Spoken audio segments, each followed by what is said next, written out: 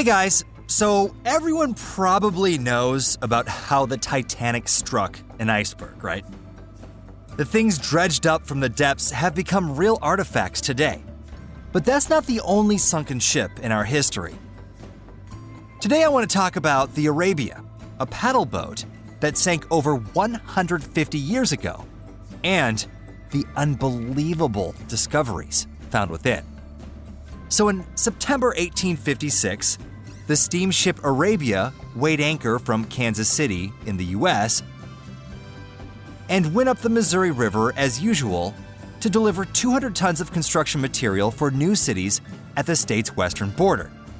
It was the era of exploration, and tens of thousands of daring men and women founded new colonies in the Wild West. Now, many went by foot. Others took railroads or rode horseback, and a third group rode on steamships up the river. The Arabia was only in service for 3 years and had already made several successful trips up and down the treacherous river. It was equipped with 2 large paddle wheels on the sides, which let it easily maneuver around dangerous shallows and snags. But navigating the Missouri was difficult and dangerous. The river constantly washed away the banks and ripped tree roots off and swept them away. One such root struck the Arabia. While heading west and blinded by the sun, the captain didn't notice the partially submerged stump of a huge tree that was right in the steamship's path. The stump ripped into the thick oak hull, and water quickly filled up the hold. The ship sank within minutes. But luckily, the river was shallow enough that the people at the top stayed above water and were able to get to shore. One mule did go down with the ship, along with almost the entire cargo. There were attempts to save some things at first. However, due to the fast current, it was too difficult for the rescuers. After the Arabia's wreck, there were rumors that the ship may have been transporting jewels and gems and about 400 barrels of whiskey. In 1871, the Kansas City Times newspaper said that the locals were able to dredge up several barrels of alcohol and a box of dishes from the Arabia. But the ship gradually sunk deeper and deeper, and its contents remained untouched on the riverbed. Decades passed, and the Missouri River changed its course. It ended up about a kilometer or 0.6 miles from its previous path. The Arabia disappeared under tons of silt and mud, and in the 20th century, the place where the ship sank became a field. The exact place where the Arabia sank was lost, and the story of its existence became a legend. The ship was hidden from the world for over a century, but its story wasn't forgotten by the locals. There were still rumors that the ship was filled with valuable goods, maybe even gold, which attracted the attention of treasure hunters. Using modern and old maps of the wreck, treasure hunter David Hawley concluded the Arabia was in Kansas, to the south of the southern right bank of the Missouri. Norman Sorter's farm was there. The farmer had heard of the sunken ship and agreed to a search of his land in exchange for 15% of the profits. In July 1987, during several days of searching the cornfields, Greg Hawley found the Arabia's exact location. Despite the ship's size, which was about 52 meters long or 170 feet, finding it was still no easy task.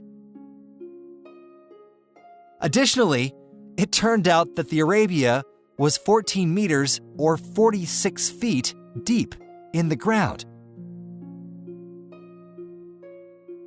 Groundwater was less than 6 feet below the ground, which required some expensive draining services.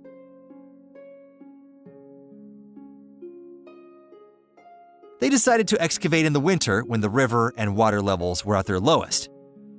Now, the treasure hunters prepared and financed the operation. Removing the water from the pit required 21.5 meter or 70.5 foot stone wells around the perimeter. Pumps removed 75 cubic meters or 2,648 cubic feet of water a minute, and threw the water into the Missouri using pipes. Removing the ship demanded huge excavators and a crane. In the end, the hunters dug a football field-sized hole.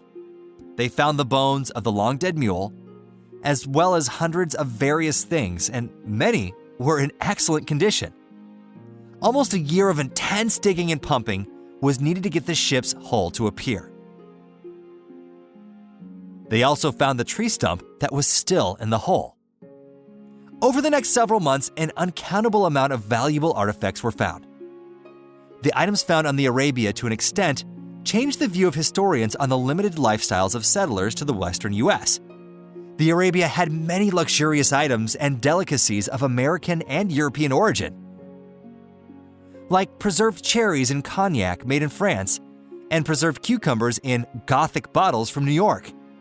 One participant, Jerry Mackey, couldn't keep himself from trying one of the 1855 harvest cucumbers, and yeah, it was still edible. The Arabia also had oysters, cheeses, coffee beans, and cigars. Dainty bottles were filled with local pepper sauce. Other than preserved products, the Arabia also had patented jars for preserves and ceramic dishes with varied metal lids. The ship had many boxes with bottles of gin, wine, cider, and cognac, but there were no barrels of whiskey. The only barrel found was filled with ale. The Arabia had many cosmetics and medicines like pills, creams, and mixtures, as well as perfumes that were all still in working order. Additionally, there were about 2,000 porcelain and semi-porcelain goods, even some from Wedgwood.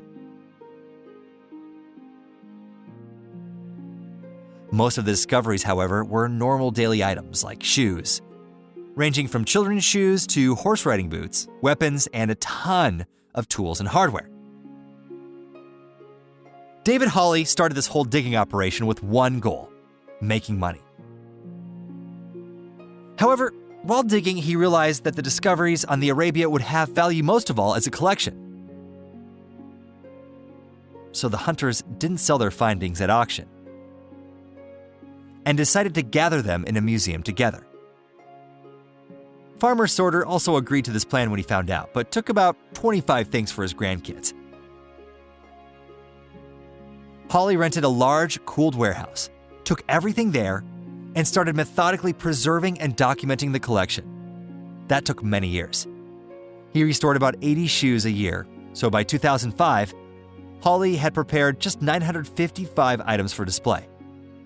By the summer of 2006, about 70% of the collection was documented. At the same time, the Hawley family used their own means to build a museum in the center of Kansas City. That cost them about $750,000, 7 times less than the most modest offer from contractors. There you'll find the world's largest collection of items from the period before the U.S. Civil War. There's a life-size model of the ship inside that includes all the ship's functional parts, like the paddle wheels, steam post, and anchor. The cases making up the deck are filled with thousands of items from the Arabia.